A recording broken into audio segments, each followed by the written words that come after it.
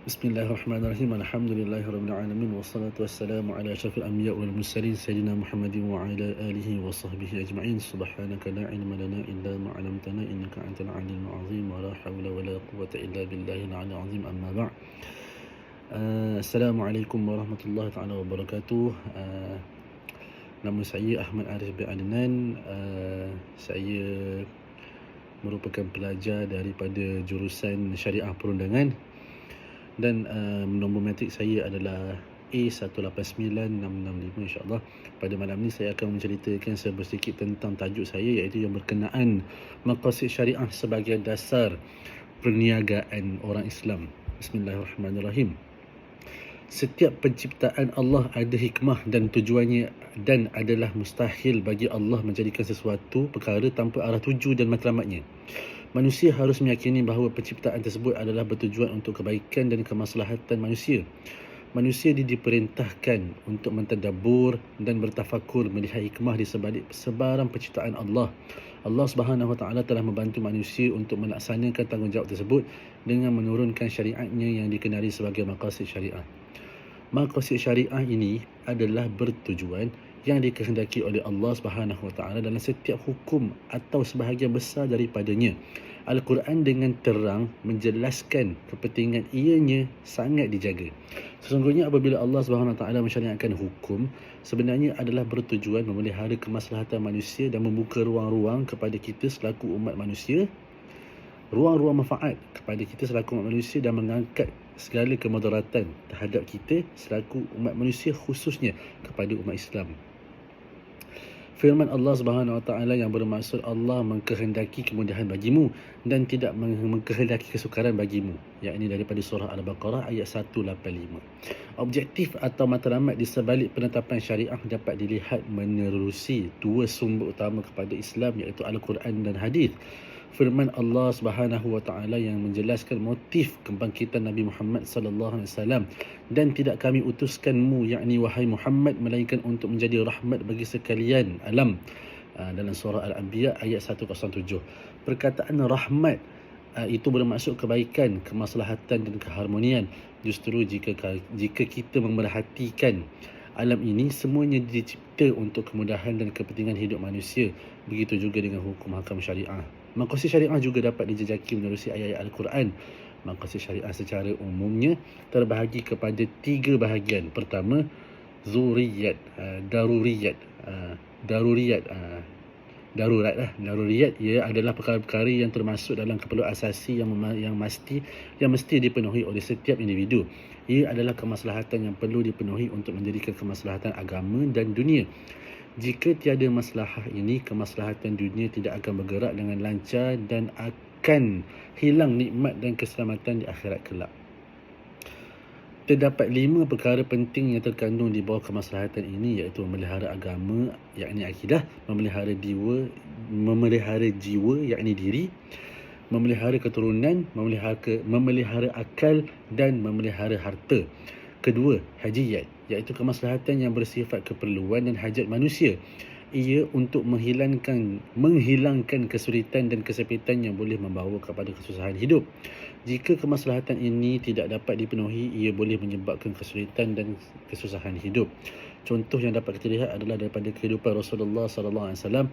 Rasulullah sallallahu alaihi wasallam melarang dari menjual sesuatu yang tidak jelas, yakni al-gharar, seperti ikan di lautan dan burung di udara. Ini bertujuan menjamin kepentingan pembeli bagi mendapatkan haknya setelah membayar kepada penjual.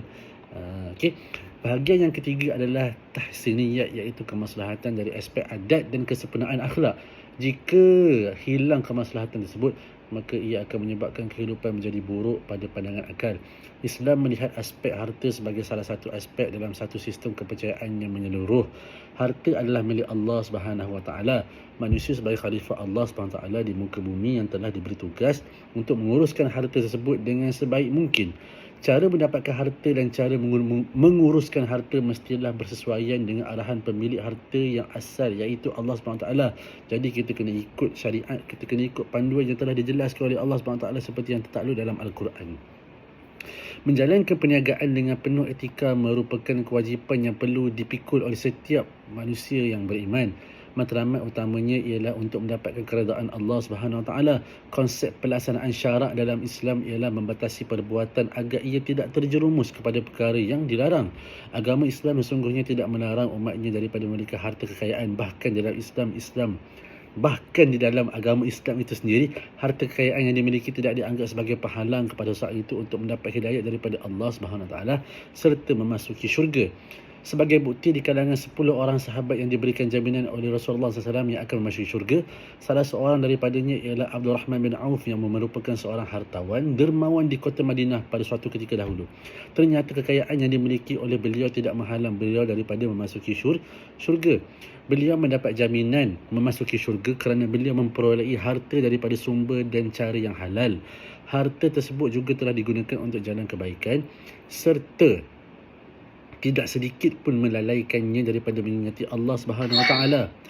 Pernah diriwayatkan beliau pada suatu masa ketika ingin mendermakan keseluruh keuntungan daripada perniagaannya bagi menebus kelewatannya ke masjid untuk menunaikan solat secara berjemaah. Abdul Rahman bin Auf. Peniaga yang amanah tidak akan menaikkan harga barangan dengan sewenang-wenangnya atau mengambil kesempatan yang tertentu untuk menaikkan harga barang-barang. Sekiranya inilah yang digunakan salah satu strategi perniagaan, seseorang itu hanya mendapat keuntungan di dalam bentuk zahir sahaja, sedangkan untuk mendapatkan keberkatan ilahi ia amat jauh sekali. Matlamat akhir perniagaan di dalam Islam bukanlah keuntungan semata-mata, tetapi apa yang mustahak ialah mendapatkan keredaan Allah Subhanahu Wa Taala, sedangkan kekayaan hanya menjadi wasilah sahaja. Tegasnya, Islam sentiasa melihat Allah Subhanahu Wa Taala sebagai pencipta dan pemilik segala sesuatu, sedangkan manusia hanyalah sebagai khalifah Allah Subhanahu Wa Taala dan penerima amanah. Sistem muamalat Islam memberikan kesejahteraan dan keadilan kepada semua pihak yang terlibat dalam perniagaan. Sehubungan itu, sistem muamalat Islam telah menggariskan banyak peraturan dan undang-undang supaya keadilan dan juga kemakmuran dapat dikecapi oleh semua pihak dalam masyarakat. Pemilikan harta hendaklah diusahakan melalui cara dan pendekatan yang diharuskan. Misalnya, syariah Islam telah mengharuskan jual beli dan mengharamkan riba. Dalam usaha pemilikan harta selain daripada riba, syariah Islam juga telah mengharamkan perjudian, rasuah dan pengurangan dan penipuan dalam timbangan. Syariah Islam turut menetapkan cara dan kaedah tersendiri bagi membelanjakan harta seperti wajibkan zakat kepada harta-harta tertentu dan amat menggalakkan sedekah dan pemberian hadiah dalam keadaan tertentu. Sistem muamalat Islam dengan tasawur keimanan yang jelas mengawal aktiviti perniagaan yang selaras dengan kelangsungan hidup manusia yang bermaruah, berakhlak dan bertamadun. Selagi bentuk perniagaan yang bertentangan dengan maqasid syariah adalah tidak diterima kerana aktiviti-aktiviti perniagaan ini boleh meruntuhkan masyarakat manusia yang bertamadun. Okey.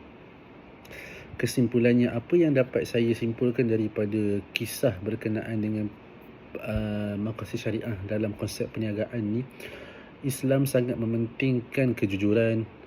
Islam sangat mementingkan perkara-perkara berkaitan dengan kewangan supaya setiap manusia itu dapat hak dan diadili semasa tempoh pembelian. Perlunya akad dan tidak perlukan interest. Contohnya pada musim ni kita sangat dengar banyak bank-bank yang banyak perkara-perkara yang ataupun banyak urusan jual beli yang dilakukan dengan secara riba. Ketahuilah dalam agama Islam, Islam melarang sangat sekeras-kerasnya melarang perbuatan riba. Dan kita boleh simpulkan juga dengan perbuatan judi. Wal'iyadzubillah. Alhamdulillah pada hari ini kita dalam lingkungan masyarakat Melayu ni, kita dapat melihat statistik kita sebagai orang Islam ni kurang, bukan kata tak ada, tapi kurang nak ke arah judi. Sebab apa? Apabila kita bertentangan dengan masyarakat kita, melihat seseorang individu yang beragama Islam bermain judi, akan timbul satu kesalahan pada diri dia. Okey, mungkin ada rasa malu dan sebagainya. Di sini kita dapat melihat maqasid syariah ni sangat berpegang teguh. Okey, dengan adanya maqasid syariah ni, maka kehidupan kita selaku orang Islam dalam konteks perniagaan sangat terjaga. Maruah kita sebagai orang Islam sangat terjaga apabila kita mengikuti landasan yang betul dengan mengikut garis panduan yang telah digariskan oleh maqasid syariah terhadap seluruh perkara-perkara yang berkait dengan perniagaan.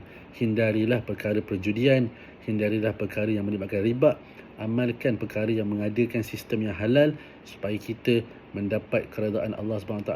Perniagaan adalah bukan semata-mata kita mencari keuntungan dunia, untuk mencari kekayaan dunia, untuk memboloti segala wang dan ringgit semata-mata, tapi kita juga memerlukan keberkatan daripada Allah SWT. Bukannya sahaja kita mendapat daripada segi zahir sahaja, maka keberkatan daripada ilahi juga memainkan peranan penting, dan itulah tujuan kita hidup atas muka dunia ini. Biarlah sedikit tetapi membawa berkat, insya-Allah. Assalamualaikum warahmatullahi taala wabarakatuh.